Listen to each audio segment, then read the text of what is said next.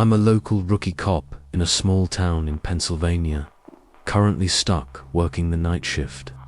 I handle the normal patrol duties, driving around, pulling over traffic violators, responding to domestic disputes, and whatever other wonderful calls dispatch throws my way. But ever since this past weekend, every single night, I've been getting called to the same house. At first, I thought it was my co-workers playing pranks on the rookie. I mean, I've got 2 years on the job, but in such a small town, I work with most guys my dad's age. I've omitted certain names and addresses for obvious reasons, but here's what happened. So, Friday night, around 0200 hours, actually Saturday morning, relay dispatch comes over the radio. Dispatch to 1034. 1034. Go ahead. Hey, we just got a 911 hang-up from a landline that's coming back to Patch Lane, I think. Can you go and check it out? 10-4, en route.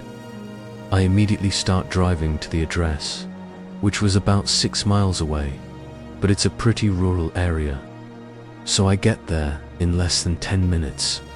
I turn right onto the gravel lane, and after about 7 seconds, I see the house up ahead on the right.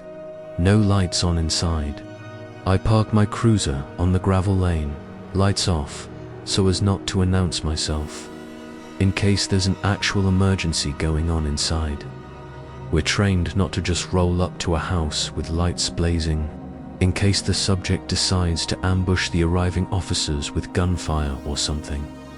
Anyway, I quietly approach the old farmhouse and check the perimeter. There's no sign of anything, no lights, no sound, not even a parked car anywhere. I begin to think that maybe dispatch got the address wrong. 1034 to dispatch. Dispatch, go ahead. Hey, I'm at Patch Lane, and can you confirm that this is the actual address? Yeah, stand by. 1034. Yeah, that's the correct address. Do you need backup? Negative. It appears nobody's home, but I'll update. Okay. At this point, I knock on the front door and announce myself. Hello, my name's Officer Barkley. I'm from the police department. There's no answer. All the windows are closed, so I gently try the front door, and it's locked. 1034 to dispatch. Dispatch, go ahead. It looks like the house is abandoned. I think the 911 hang-up might have just been some crossed wires or something.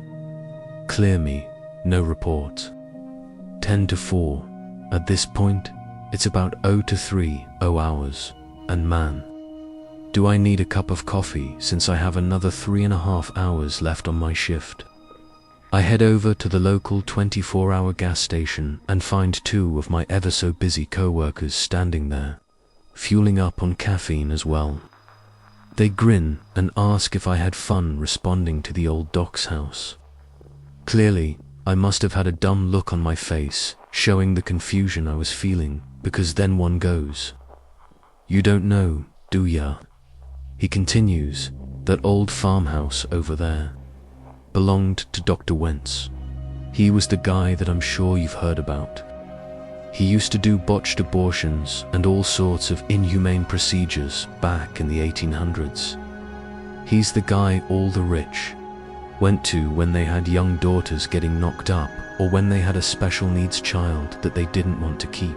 He actually built that house himself and even named the road Patch Lane as a joke to all the patching that he did for people." I finished my coffee, laughing about the old tale the guys were trying to pull on me. I wasn't going to let these guys spook me, especially being one of the only females on the department. I have to have skin twice as thick. So I finish up my shift, get some Z's, and back in I go on Saturday night, around the same time. Maybe a little later, around 0230 hours, I get the call. Dispatch to 1034. 1034, go ahead. We got another 911 hang-up from the same number as last night. This time, they actually stayed on the line, and we could hear someone talking but couldn't make it out. Can you go check it out again? Can you confirm the address again? Yeah, sure. It comes back to Patch Lane again. Now, I'm pretty sure the guys are getting dispatch in on some type of joke, but whatever. I still have to respond, better safe than sorry, I guess.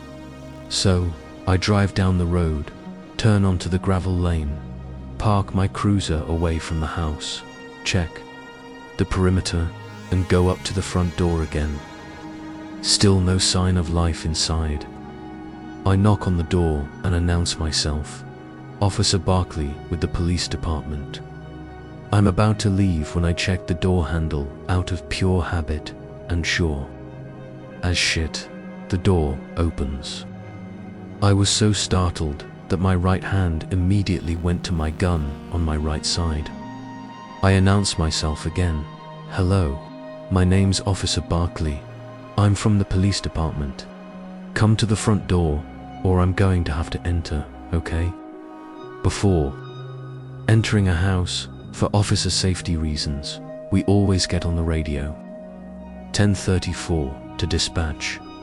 Dispatch, go ahead. No one appears to be home, but the front door was unlocked. I'm going to make entry and just check the house, okay? It appears to be abandoned, though. So do we have any backup available? 1034. All units are still on that fatal DUI accident. Do you need one to brake or something? Negative, I'll advise. I figured I didn't need backup braking from a potential homicide scene for this abandoned house search. I make entry, gun drawn, and proceed through the first floor, dodging cobwebs and stepping over dead insects and critters. I continue upstairs, through the bedrooms and closets everywhere a person could be. I checked. I worked my way back downstairs and checked the basement. It's a pretty small basement, but it's broken into several tiny rooms. One room has a metal door with a padlock on it, too. The padlock needs a key to open it, and it's completely rusted shut. Covered in cobwebs, one big old black spider was guarding that lock, having made its home. Clearly, this lock had been there for years, maybe even decades. I didn't worry too much about it though, since there was no way anyone was in there due to how rusted this old lock was. Even the keyhole looked corroded and filled with rust and dirt. I eventually just left and advised dispatch no report again. So, I grabbed a cup of hot coffee around 0400 hours and catch up with one of the guys from the DUI crash. I ask him what the mess of the scene looked like. He told me that I'm lucky I wasn't on that scene. He asked me about the Patch Lane house too, and I told him it was pretty fucking creepy. But I checked it out, and it has to be crossed wires. Somewhere or something. I felt comfortable telling him that it was creepy since I knew this guy from when my dad was still on the force. And he treats me like a daughter. He said that he used to get dropped calls all the time there, back in the 90s, but there was actually a family living there back then. Each time he got dispatched, they were surprised to see him, and they let him search the whole house there. Were never any problems. Just a single mum with her 2 kids, minding their own business, really. I asked him what happened to that family, and he said nothing suspicious, they just moved away after about 10 months or so. Definitely less than a year. A few families moved in and out, just renting the house, but ever since about the late 90s, nobody's moved in. I asked him if he remembered there being a locked room in the basement, honestly, just not really knowing what I was expecting as a response. His eyebrows raised, and he said, you know what? I actually didn't remember until you just asked now. Yeah, well, the only reason I remember it is because the nice girl that lived there with her kids didn't have a key and couldn't get into the room. She was asking me if I knew a local locksmith, but I told her that I didn't really know anyone, since any time the cops need in somewhere, we just kind of smash the lock open. She giggled at that, and I remember she was actually really attractive, a good-looking girl. So, we both just shrugged it off, finding it odd, but moved on with our shift into the early hours with another DUI stop and a domestic violence call from a guy whose wife drank too much and decided it was a good time to confront him for cheating on her for 3 years. Anyway, fast forward to Sunday night. I'm back at work, and this time the call comes out right at 0300 hours. Dispatch to 1034. 1034, go ahead. Hey, we have another 911 hang-up from Patch Lane. Are you able to go? Since I was in the middle of eating my lunch, I decided to not even go. Yeah, dispatch. I cleared that house last night, and I didn't even see a landline telephone in the house. Stand by, 1034, to Sergeant Oakley. This is Oakley. Go ahead. Hey Sarge, did you hear this call? Do you need me to go, or can we clear it? 1034, just drive by. No need to go in if you don't see anything, but at least drive by, okay? Received. Show me en route. I was pissed since I didn't get to finish eating, but I did my job and drove down the gravel road again. This time, the front door was wide open though, and I know for a fact that I shut it closed the night before. At this point, I begin to think a homeless person is inside, which is still trespassing. So, I call out to dispatch that I have an open door and I'm going to check it out. I make entry, and at that time, I see someone run around the corner. My gun is drawn since I have no idea what to expect here, and I announce myself and run after them. When I turn the corner, it's just the kitchen and the door to the basement. There's no way out. So, I run into the basement, and there's nobody fucking down here. Nobody. I get on my radio and ask for backup, but I don't get any response. So, I make my way back up, and still nothing on the radio. I finish clearing the house, and still can't find the person. I make my way out to the cruiser, and use the cruiser radio. I'm out of breath at this point. 1034, to dispatch. Go ahead. Did you hear any of my calls for backup? Negative. 1034. Do you need a unit? No. You can disregard. I just had one subject on the premises, but they're gone. I'm heading back to the station, okay? So of course, everyone asks me about what happened. All I can say is that they must have run out when they saw me.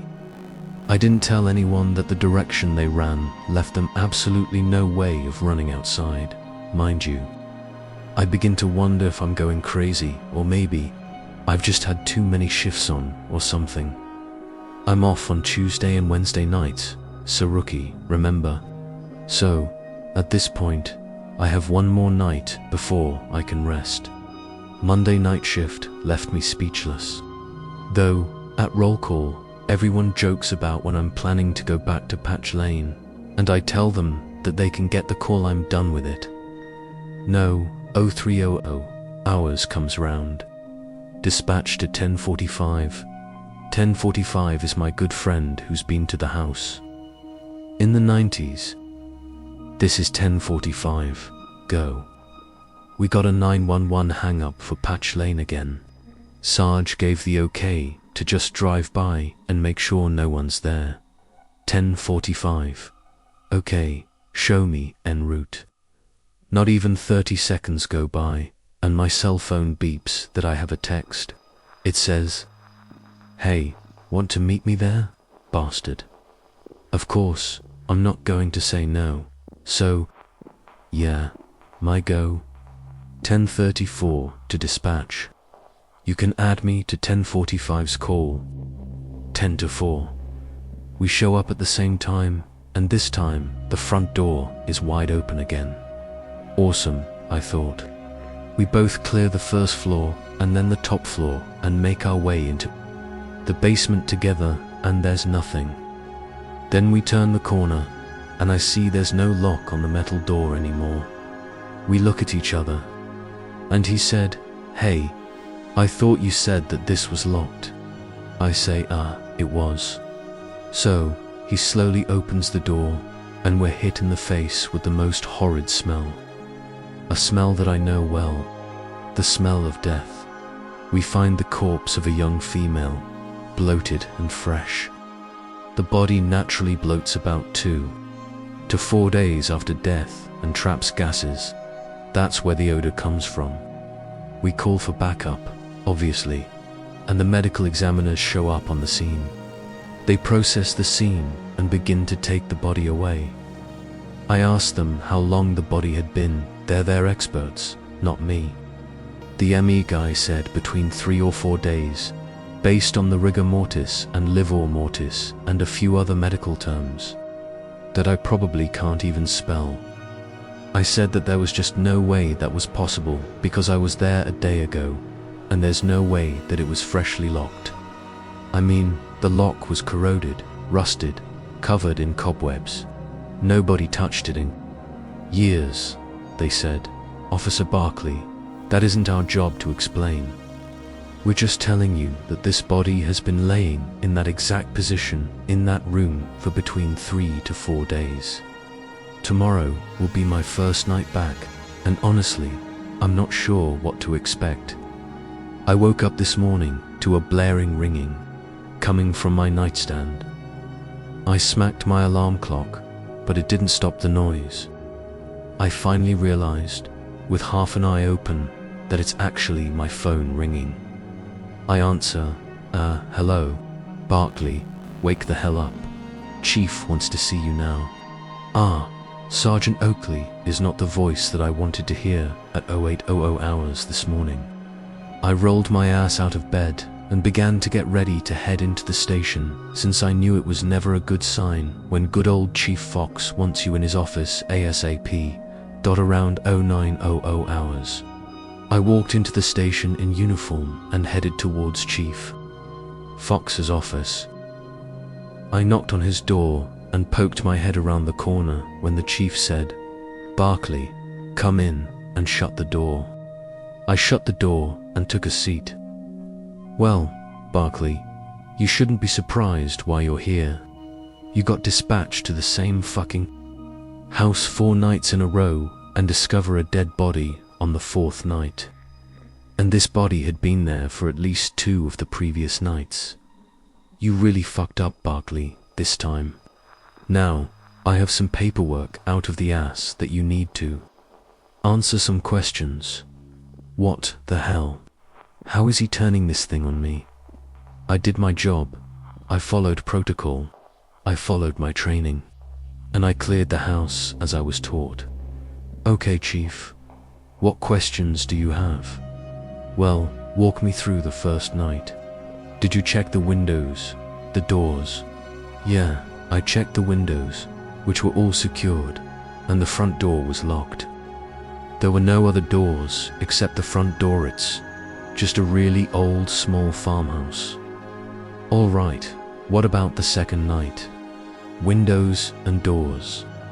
Chief, I checked the windows and, as my report said, the second night the door was unlocked. I followed protocol and made entry. And tell me about why you didn't check the room in the basement. Well, according to Maryland Bureau, I conducted a person's sweep of the home to check for any persons on the premises since the property appeared abandoned.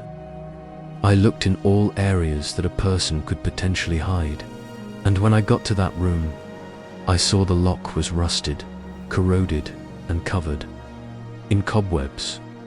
There was no way anyone could have hidden in that room and locked themselves inside. I wasn't searching for a crime or illegal substances or anything. I was only legally allowed to search for persons in that residence. I know the fucking law, Barkley. Thanks. Did you try the lock? Well, no. I could see that it wouldn't have opened though. Did you think to try to call one of your male officers to try and open the lock? Chief, the reason why I didn't try to open it wasn't because I thought I was too weak. I didn't try to open it because I could tell that it had not been touched in decades. Well, thanks to your expertise in locks and corrosion, this entire case is fucked up thanks to you. Listen, from now on, I'm going to be keeping a close eye on you. Chief, I followed all of our departmental procedures and stayed within the law. If you feel that I handled these calls improperly or something, then provide me with the additional training and procedures that would guide me to know how I should have handled it. Nobody likes a smartass, Berkeley. Just go start your shift, okay?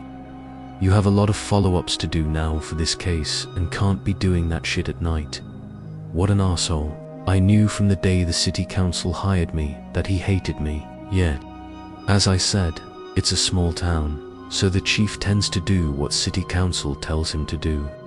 Lucky for me, city council was eager to hire another female officer, but I don't think Fox was on board with their idea. I'm used to the sexism in these small towns, but I tolerate it since my fellow patrol officers, for the most part, don't share the chief's criticisms.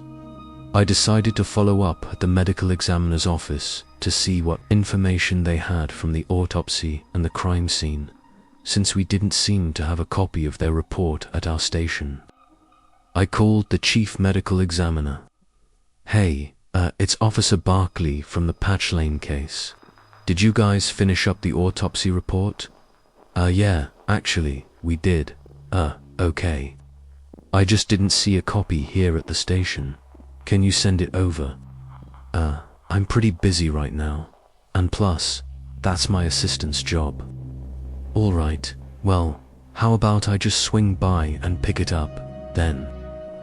Well, you can do whatever your little heart desires. The chief medical examiner wasn't exactly eager to help, but I grabbed my cruiser keys and headed on over to the lab. The assistant was a young girl, looked fresh out of college, and greeted me with a smile. Hello, officer. How can I help? You.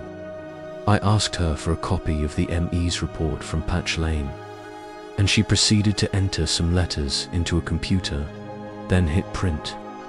She handed me a 3-page document, and so I asked, "Aren't there more pages than this?" She responded, "No, that's it." I found this very odd, considering that most medical autopsy reports for a homicide case are well over 20 or 30 pages at least. I took a seat though to look over the report, and I guess my confusion and anger showed on my face since the receptionist asked if there was a problem. As I reviewed the autopsy report, I saw that for the hair color, which was clearly long and blonde, they listed brunette, and for the eye color, they listed undetermined. I wish this was the end of the shit show, but the entire report seemed to be either wrong or just incomplete. The manner of death was listed as homicide, but the cause of death was listed as undetermined. What the hell? Isn't that their job to determine the cause of death? Well, I marched over to the chief medical examiner's office and knocked twice before. Walking in, "Our chief, is this just a skeleton report on the Patch Lane incident?" I held up the 3-page document in my hands to show him. A skeleton report is just a basic report cops fill out prior to the end of the shift, and then the next day, with fresh eyes, they'll fill in the gaps. However, with the homicide case and being that this was now over 48 hours later, I didn't understand why they would only have a skeleton report. Nope, that's the finished report, sweetheart. I hate when old creepy men call me sweetheart. Well, why is there no cause of death listed? Because, thanks to you, the body sat locked in a room for 3 days and left us barely any evidence to work with. Why the hell is everyone blaming me for this? Well then, can you explain why the hair color was wrong? And about half of these items are listed as undetermined. Well, if you think you can do any better, go right ahead, be my guest. I asked to go and see the body and wanted to make sure that I wasn't just making shit up in my own head. Shockingly, he actually agreed and took me over to the freezer. Again, it's a small town, so the morgue only had about 5 bodies in the freezer. And I found our Jane Doe from Patch Lane and zipped open the bag. I immediately noticed her blonde hair, and I knew that I wasn't crazy. I grabbed some latex gloves and began to go through her pockets to look for identification, since clearly the ME's office decided that it was undetermined if she had items.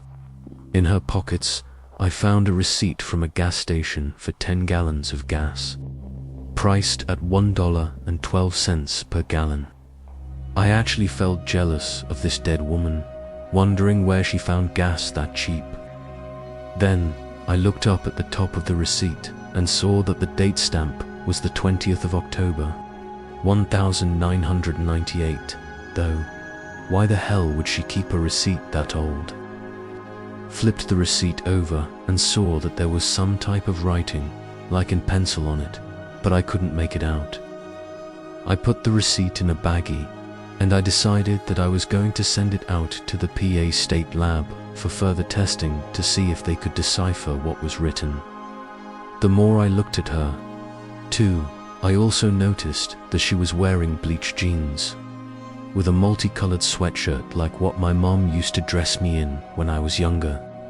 I left the freezer soon after, since I could barely feel my own fingers now, and I asked the chief medical examiner if he had copies of their attempts to identify the body, i.e. dental moldings, fingerprints, DNA tests, etc. He handed me a stack of some papers and said, "Good luck." I asked, "Hey, why are there only 6 fingerprints? Why didn't you do all 10 like normal?" He responded, "Well, why didn't you check the lock on the door while you were there 3 days ago? I don't tell you how to do your job, so why the hell are you going to try and tell me how to do mine?" Arsehole, I decided I was just going to redo her fingerprints, since the ones he handed me looked shitty and weren't even complete. He's usually more thorough than this, and I have no idea why it feels like I'm the only one trying to solve this case anymore. I fingerprinted all 10 of our Jane Doe's fingers and ran them through my mobile AFI, it's an automated fingerprint identification system, and I was pleasantly surprised to see that I actually got a hit. So I clicked see more, and my screen read, Michelle Klein, date of birth, the 5th of July, 1972, date of death, the 20th of October, 1998. What the hell? I woke up Friday evening, groggy with a pounding headache. I'm beginning to think that the bottle of wine I finished Thursday night wasn't such a great idea after all. That's the thing with cops though. When we come across horrible scenes that we just can't rationalize or explain, whether it be murdered children, abusive husbands, finding a 20-year-old dead body, we all turn to alcohol. Me personally, I turned to a nice dark Merlot. I just couldn't stop wondering how the hell that body could have died 20 years ago. It was fresh. I could still smell it. It just made absolutely no sense. I grabbed my keys with my left hand as I wedged my right hand fingers between my duty belt and uniform belt to get my last belt keeper snapped in place before just running out the door to make it to roll call on time. While driving to the station, all I could think about was how there was just no way my mobile AFIs was correct. I decided that, as soon as roll call ended, I was going to grab a different mobile AFIs from the Batcave, the not-so-creative name that we call the room full of all our tools and gadgets and weapons, and scan my Jane Doe's fingerprints again. As Soon as roll call was over, I ran upstairs and grabbed Jane Doe's fingerprints from the case file. Next, I grabbed one of the newer mobile AFIS devices and scanned Jane Doe's fingerprints. It was running slow, but seemed to be thinking. The screen read processing 3 times. Then, after what felt like an eternity, but was probably only 3 minutes, I got the message. System has timed out. Failed attempt. Weird. This has never happened to me before, so I decided to try it again.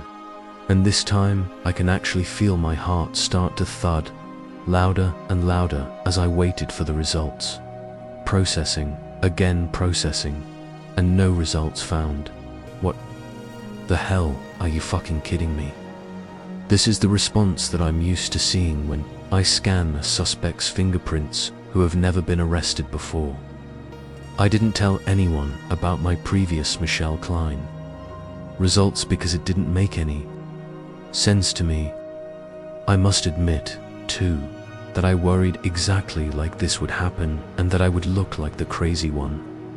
Before I could jump on one of the computers to start doing some digging, I heard the tone drop.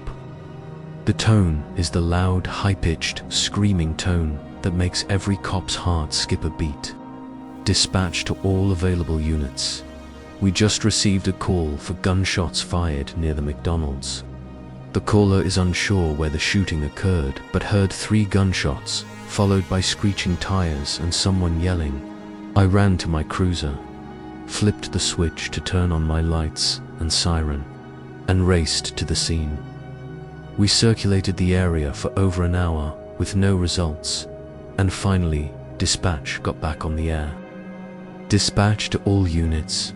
We just received a call from the hospital that they have a gunshot wound patient and would like an officer to respond.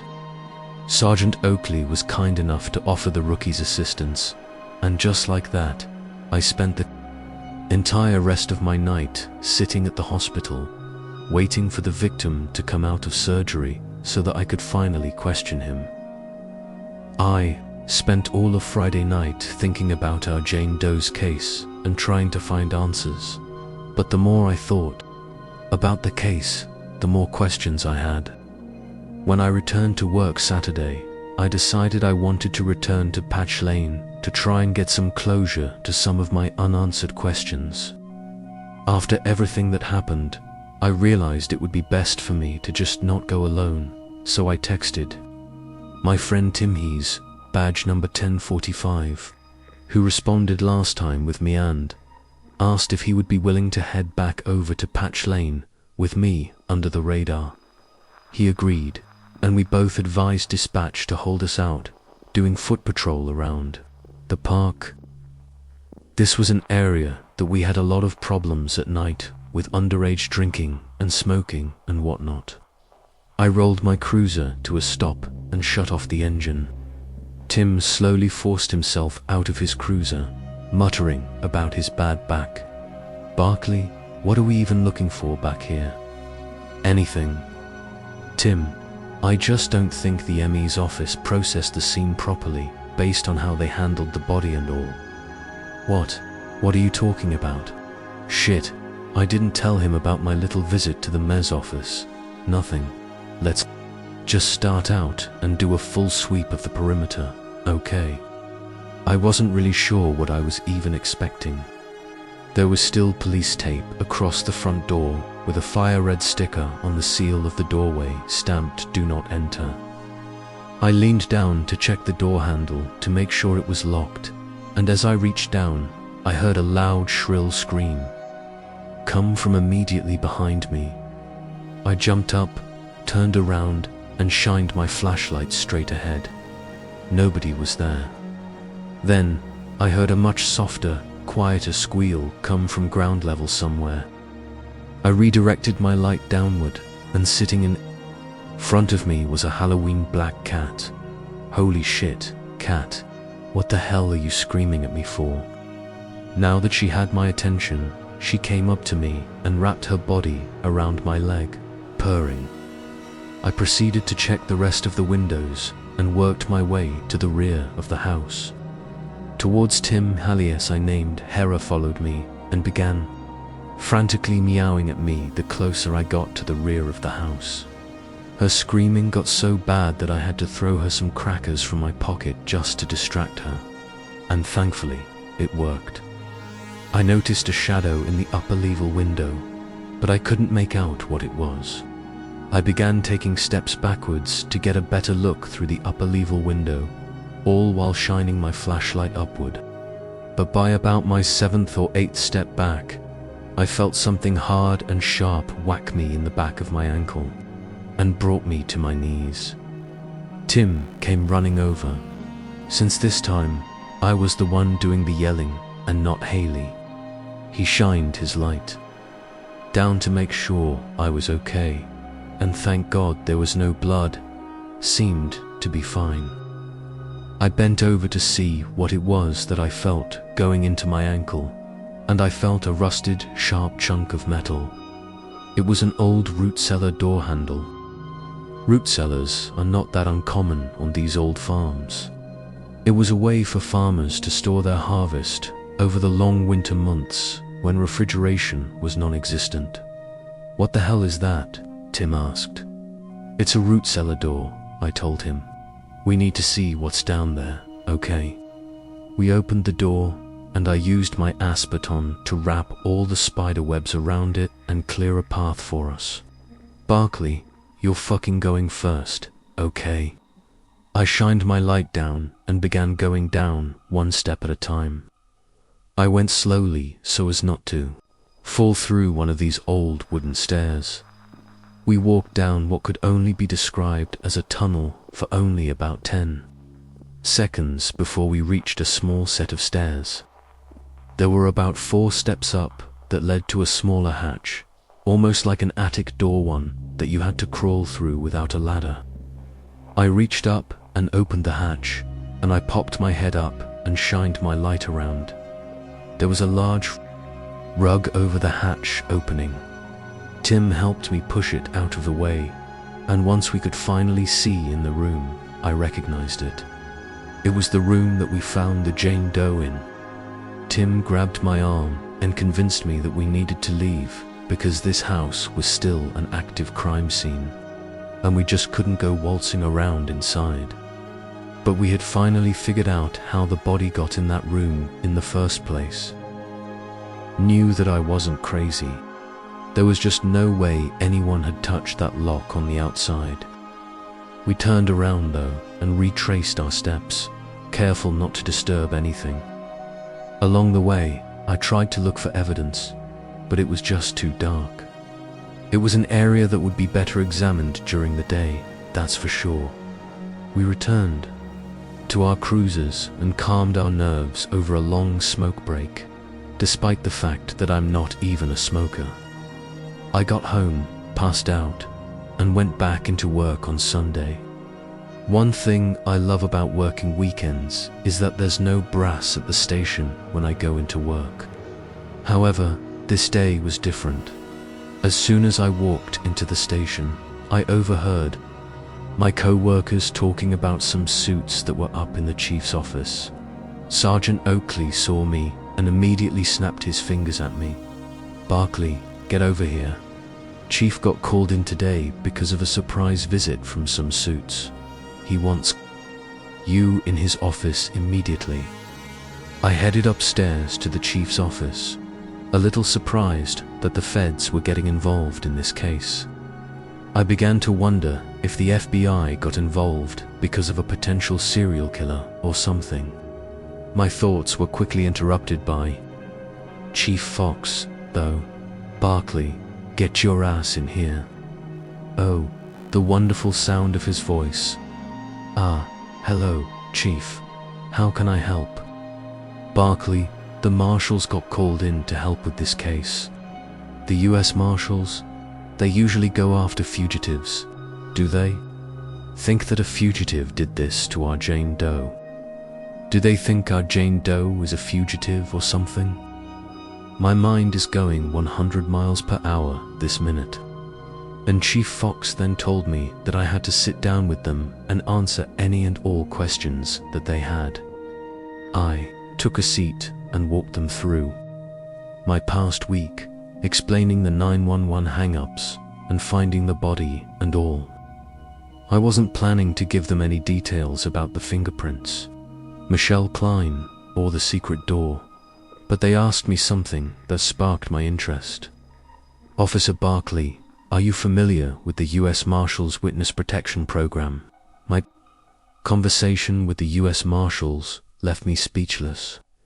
It seemed like every time a question was answered, it just created 10 more questions. My Jane Doe was in the Witness Protection Program, and why?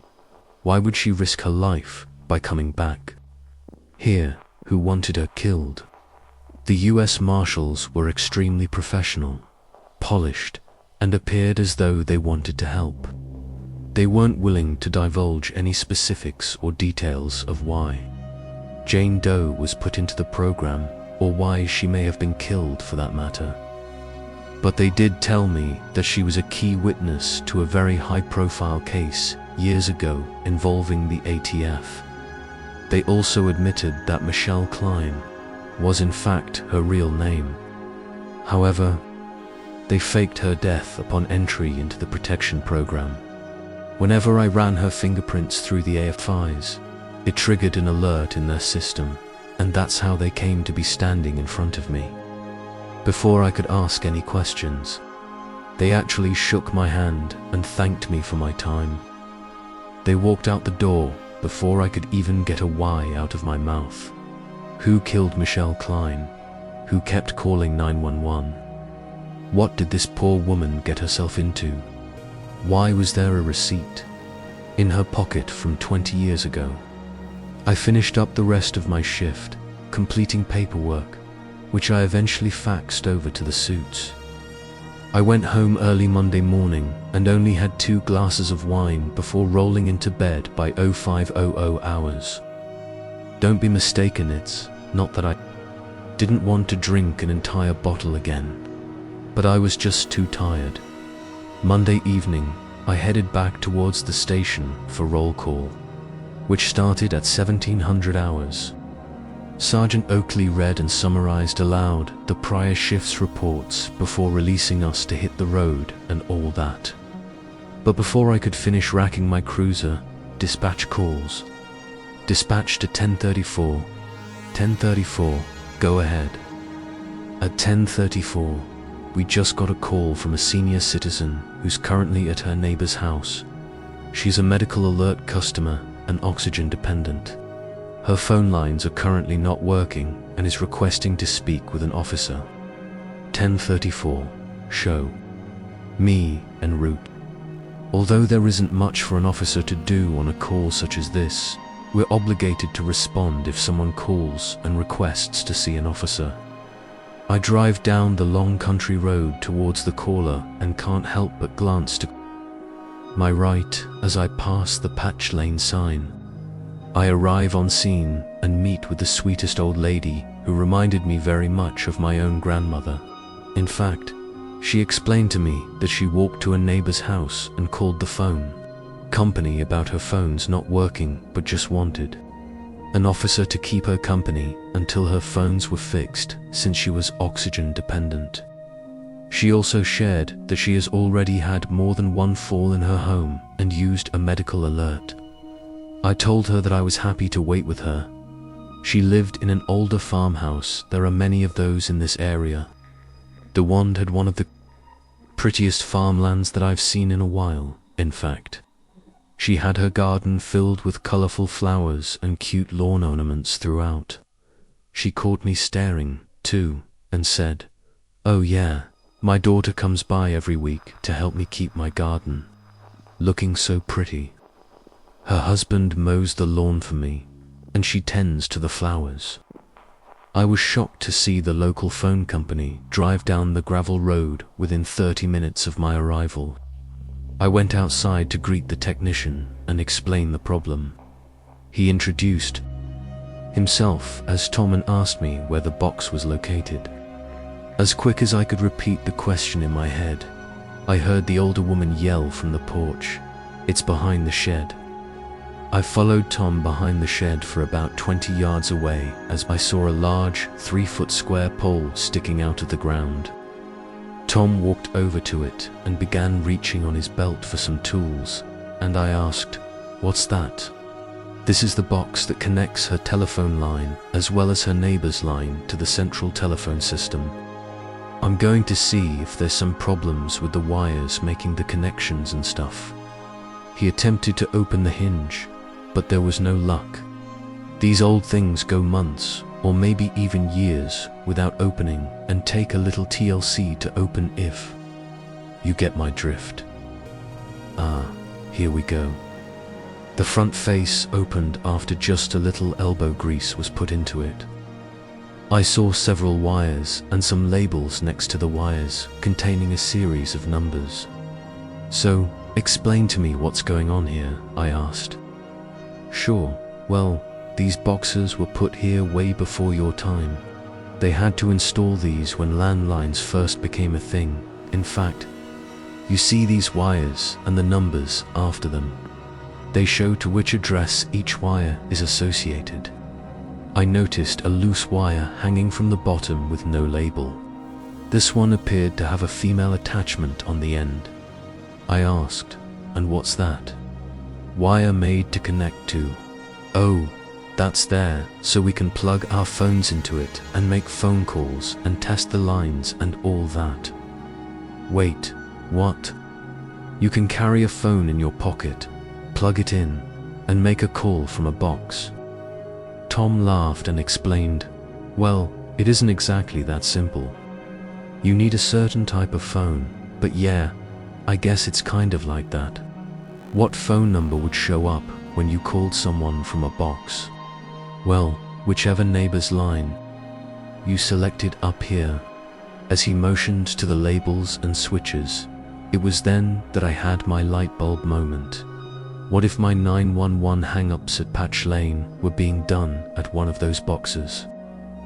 I asked, "So, hypothetically, if a house had no electricity, no telephone, could it still show up as the origin phone call if someone called from a box?" Tom paused for a moment to think about it and responded. Tom finished up his work and was able to get the phones working again. I left the scene within the hour, and it was still light outside. I decided to go back to Patch Lane in the daylight to see if I could find one of those landline poles. I arrived on the scene and began walking throughout the acreage, and after about 20 minutes, I found it. I leaned over and wrapped my 2 fingers inside the front panel and pulled. The door opened with ease, much unlike the last box that I just watched Tom open, which meant that somebody had opened this box recently. But who? As I started to head back towards my cruiser, I heard screaming. "Fucking Haley again." I turned around and saw Haley sitting by the front porch. But this time, she looked to be in pain. She was holding her front paw in the air and kept licking at it, screaming in pain. I got closer to her and saw that her paw looked incredibly swollen. Now, I'm an animal lover, so I decided to wrap her in an old uniform shirt that I had in my trunk and set her in my cruiser. I grabbed my phone from my front vest pocket and Googled local veterinarians. I was pretty damn surprised to see my family's old vet was still showing as open and in business. But we had a black lab growing up that I swear was the most intelligent. Dog ever. Dr. Damia's was just down the road and open until 8 p.m. or 2,000 hours as I interpreted it. I glanced at my watch and saw that it was already 1940 hours, so I rushed down the road to the vet. Dr. Damia immediately took us in and began examining her paw. To be honest, I couldn't believe this guy was still alive, let alone still working. I remember him as being old even when I was a kid. I mean, he had to be in his 80s by now. My dad used to always take our dog to him. And I remember he would call Dr. Damia the mayor, because he knew everyone in this town and knew everything about them. And for as much as my dog hated the vet, I swear my dad loved going there to just shoot the shit with Dr. Damia. So, tell me, where did you find this cat, officer? Just down at Patch Lane, at the abandoned farmhouse. She was sitting on the front porch just crying in pain, and I couldn't just leave her there. Yes. I haven't heard from Patch Lane in quite a while. Are you familiar with that house? I asked. Well, I don't know if I would say that. I just remember the stories that circulated the town way back when. He stopped to write down some notes in the chart, and he looked up and said, "That was a beautiful farm once, you know. I remember taking care of the cows on the old Wentz farm, when the Goods lived there." Did you know the guy that lived there after the Goods passed? Oh, I never knew him. I only heard many stories. What stories?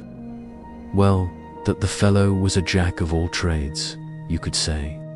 He dipped his hands into just about every illegal scheme you could think of. I heard rumors that he had ties to the mafia, in fact.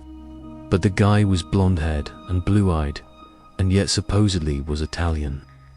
Now, you explain that to me, officer. I never did understand it, but I suspect he was giving something or providing something to them. Just a very odd character, if you ask me. I never heard about the owner of Patch Lane until just now. Well, you wouldn't happen to know where he is now, would you? I asked. Oh, he left town quite a few years ago. Never did see him again, in fact. Oh well. Anywho, here's some penicillin that you're going to have to give to Haley for the next few days.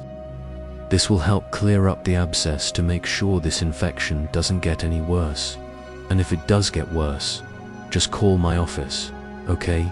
Wait, what the hell? I'm going to have to give her medicine, so now I have a cat. I am more of a dog person, but I also can't stomach the idea of dropping her off at the local shelter, either. On my way home, I stopped at a local mart and picked up a litter box, some cat litter and cat food. At least cats are lower maintenance and more independent than dogs, I suppose. Haley decided to snuggle up next to me for the night, and I'll admit that it was actually the best I'd slept in months. I woke up Tuesday morning and decided to make it a productive day, despite the fact that it's my day off from work and I was completely exhausted. I began to think of who would have more information on Patch Lane or Michelle Klein. All of my thoughts came back to the same person, my dad. I mean, he was on the force back in the 90s. Hell, he was on the force even back in the 80s and the 70s. So I drove over to his house and pulled into the driveway.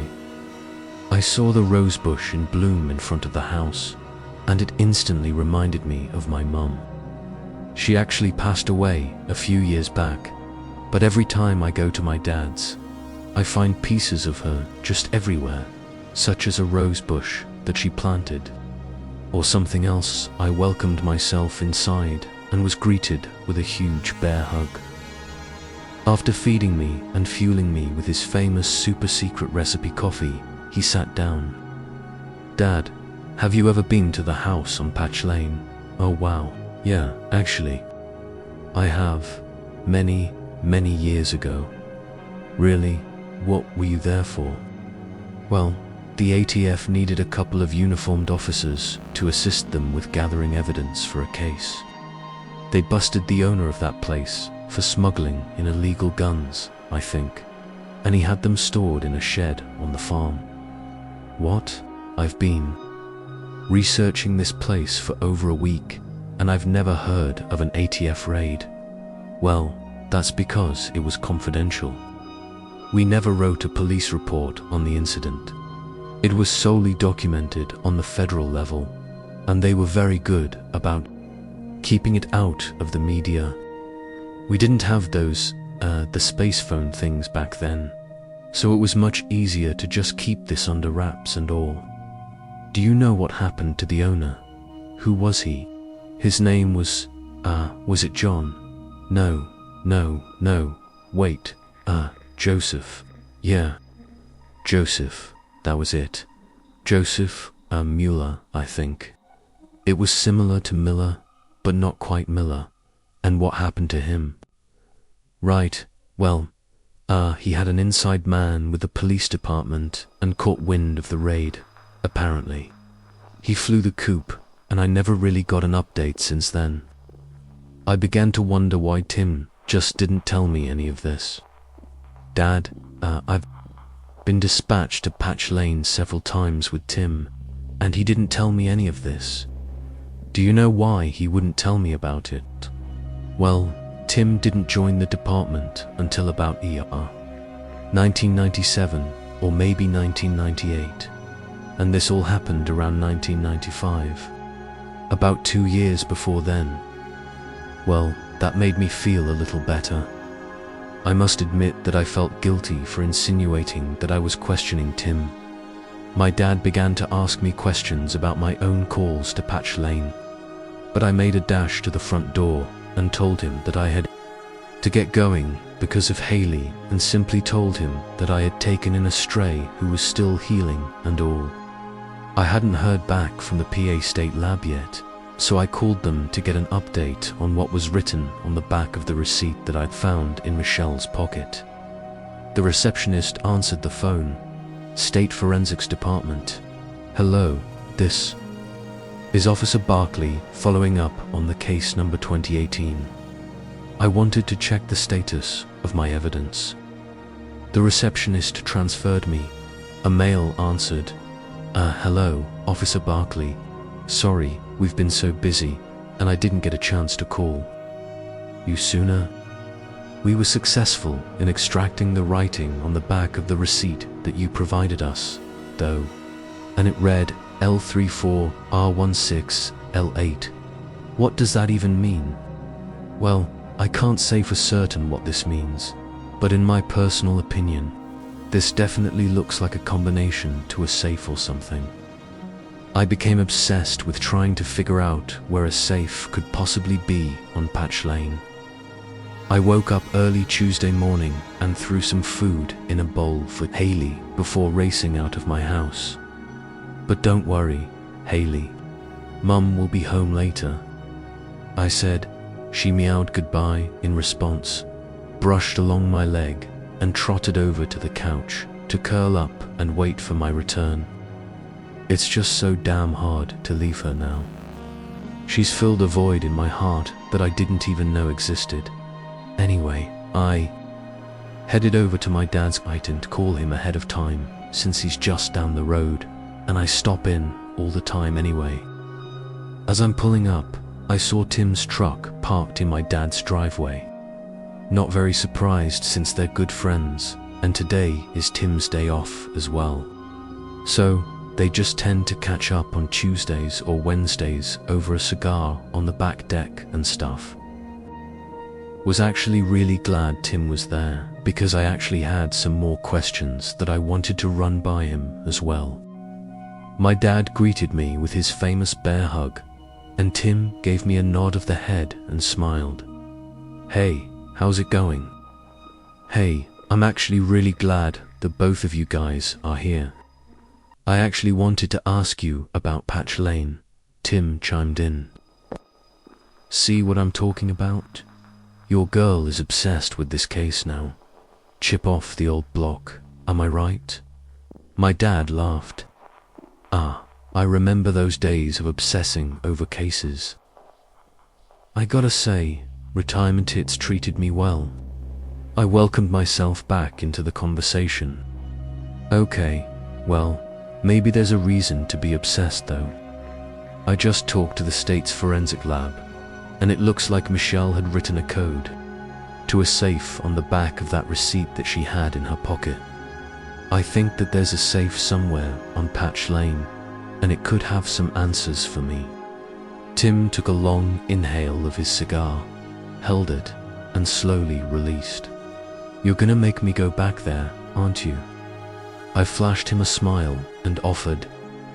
Well, I could go alone, Tim agreed, and my dad laughed at him and remarked, yeah, she does that shit to me too, Tim.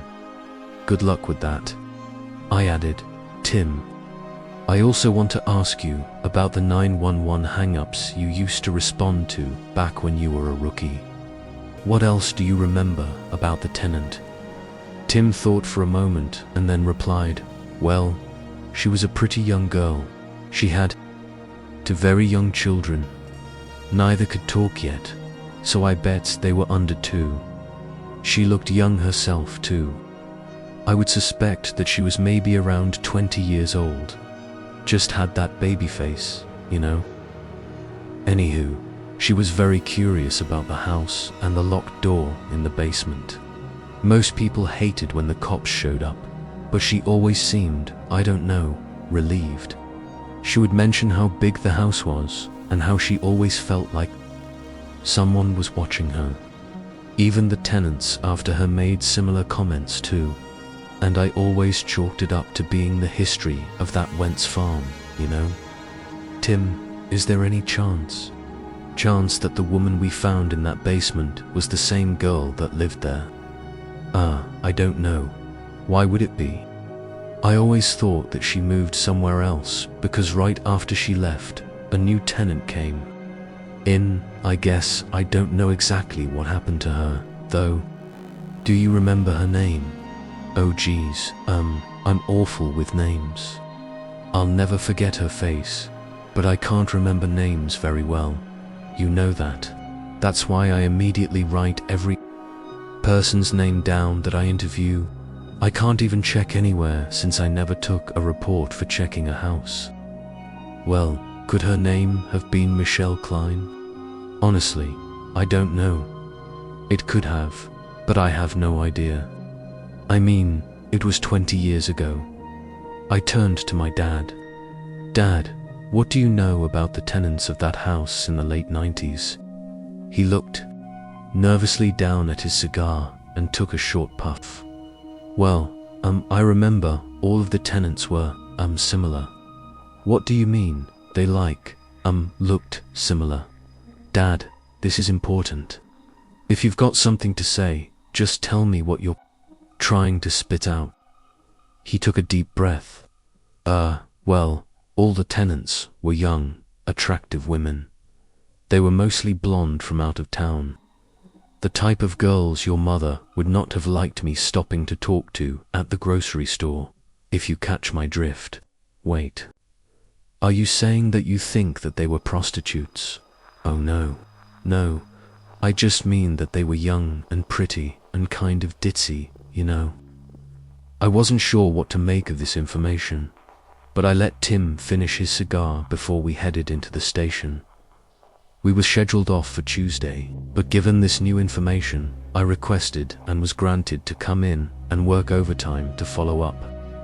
I remembered that Tim used to go to the beach and had come back with old coins and whatnot that he would find using his metal detector and all. I asked him if he could bring his metal detector to Patch Lane with him this evening to help us find this safe. After we broke up from roll call, we immediately headed to Patch Lane. The scene was done being processed, so we walked through the front door. And we went up to the master bedroom and tried every floorboard and every inch of the wall, looking for where a safe could be hidden. We were completely unsuccessful. We mutually decided to try the basement before the rest of the house, though. We worked our way into the room where we found Michelle's body. And there are some scenes you just won't forget. That was definitely one of them. Her body was purple, swollen, and just unrecognizable as human. The only way I even identified her as a young woman was based on the long blonde hair and the clothing she had on. Anyway, Tim ran his metal detector along the cement wall, and we heard beeping.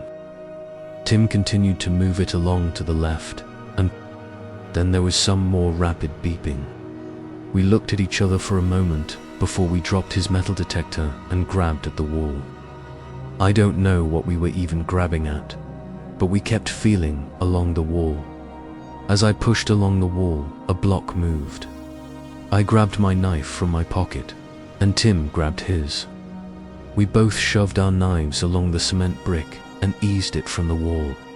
And there it was, the safe.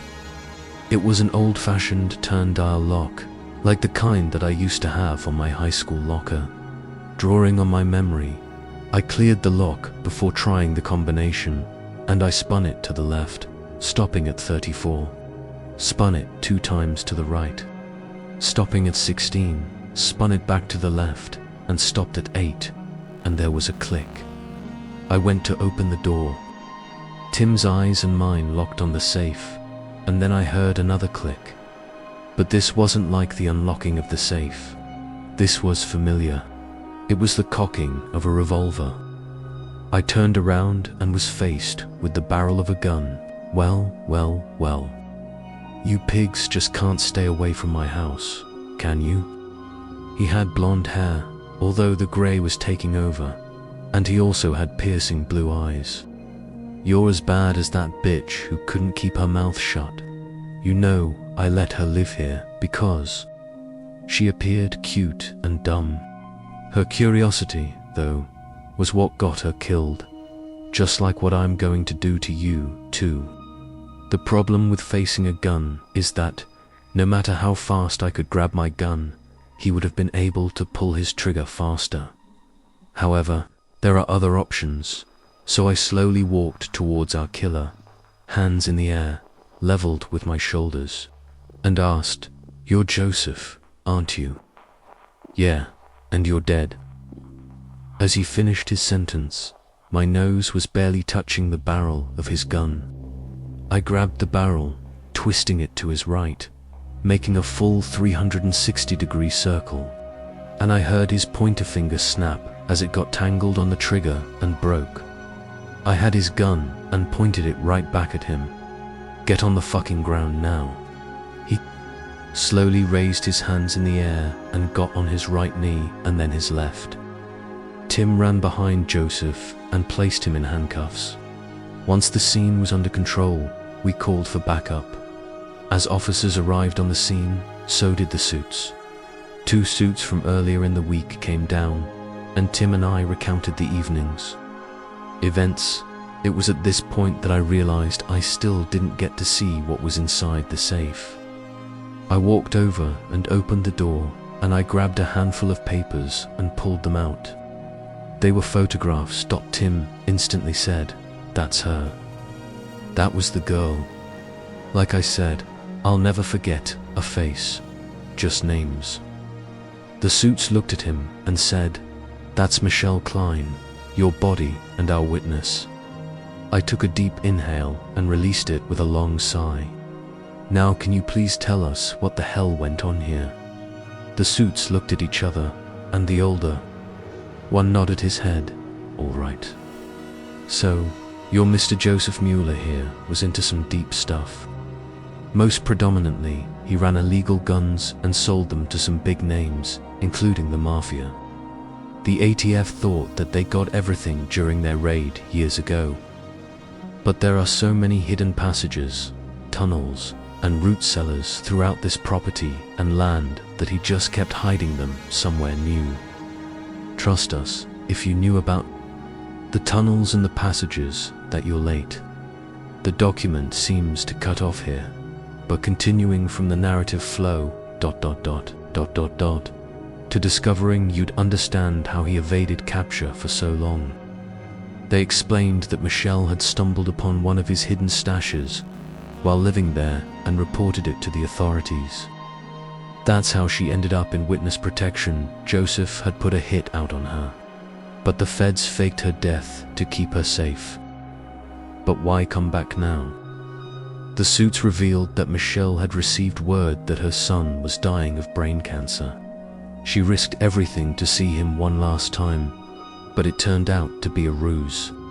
Someone had fed false information to the marshals to lure her out.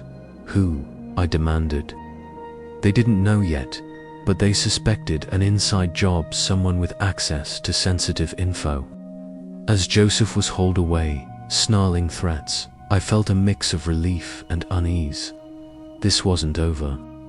There were still loose ends, like those mysterious 911 calls and the receipt's code leading us here. Back at the station, I pored over the photos from the safe. They showed Michelle with her kids, happy times before everything went to hell. Tim and I shared a quiet moment, reflecting on how close we'd come to joining her fate. The next day, I visited Rose again, Michelle's grandmother, who I'd met earlier. She filled in more blanks about Michelle's life, the accident that awakened her gift, the visions that led her to help the police, and how moving to Patch Lane had amplified them to a breaking point. Rose teared up, recounting Michelle's final vision, her own death in that house. She knew, but she couldn't stop digging. That curiosity, it was her blessing and her curse. As the storm raged outside, matching the turmoil in my mind, dispatch interrupted. More flooding calls. But now, with Joseph in custody and the pieces falling into place, I felt ready to face whatever came next. Yet questions lingered. Who was the mole? Why fake the cancer diagnosis? And those persistent 911 hang-ups, who was trying to lead me? There, I drove through the rain, determined to uncover the full truth. Little did I know, the biggest revelation was yet to come, involving my own family ties to this twisted tale.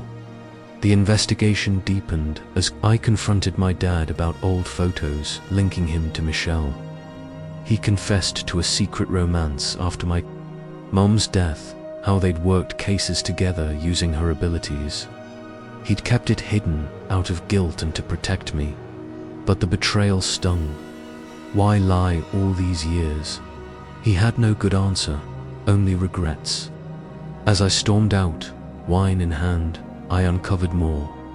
The chief secretary, Betty Ann or Beat, had a shady past tied to Joseph. She was the mole, funneling info and aiding his schemes for love and money. With the marshal's help, we closed in.